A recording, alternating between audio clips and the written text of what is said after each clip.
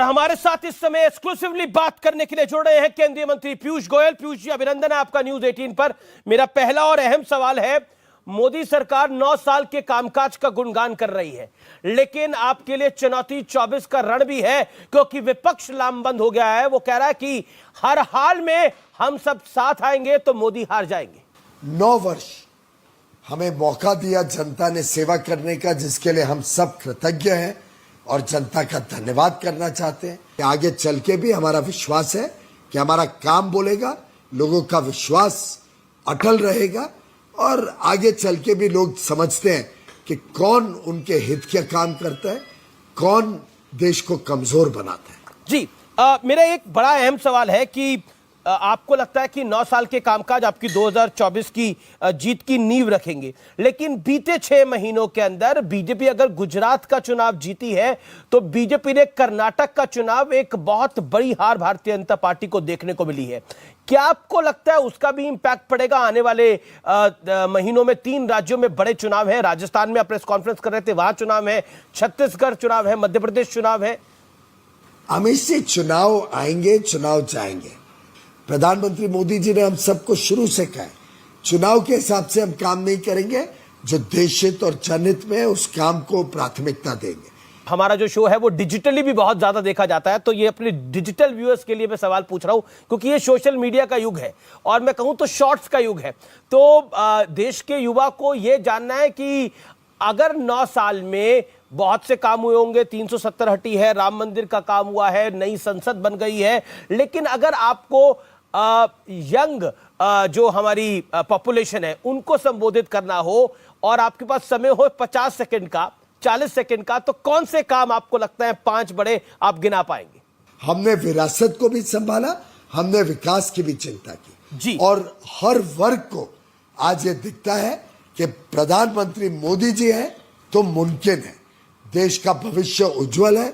उनकी आशाएं अपेक्षाओं को पूरा करने के लिए एक अच्छा निर्णायक नेतृत्व जो विकास से प्रेरित हो और साथ में संवेदनशील हो, ऐसा नेतृत्व अगर देने का कोई क्षमता रखता है तो सिर्फ और सिर्फ प्रधानमंत्री नरेंद्र मोदी।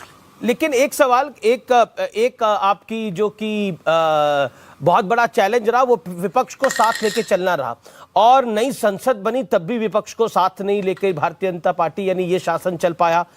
उन्होंने भी बड़ी सारी कंप्लेंट्स करी।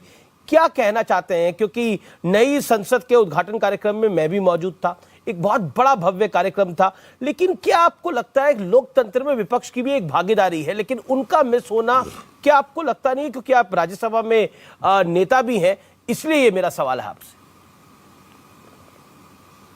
हमने हर संभव कोशिश की कि विपक्ष साथ में मिलके देश की उपलब्धियों पे मिलके हम सब पूरे विश्व के सामने एक अच्छा चित्र रखे। मुझे बड़ा दुख होता है देख के कि ऐसे विवाद क्रिएट किए जाने की कोशिश करती है विपक्ष, जो बेबुनियाद होते हैं और भारत की विरासत को भी रिस्पेक्ट नहीं करते, भारत के विकास को भी रिस्पेक्ट नहीं करते।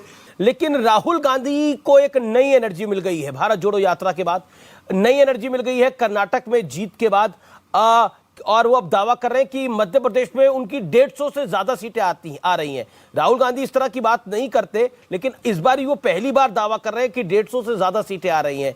क्या आपको लगता है कि एक कॉन्फिडेंट कांग्रेस देखने को मिलेगी हमें आने वाले 1 साल में? राहुल गांधी जी में थोड़ी एनर्जी आ गई तो ये तो अच्छी बात है। पहले जिस प्रकार का चित्र पेश करते थे उससे तो अच्छा है कि कम से कम थोड़ा कुछ काम मेहनत करना भी शुरू करें। जो राज्य सरकार है वो चला रहे हैं उसको जरा अच्छे तरीके से चलाएं।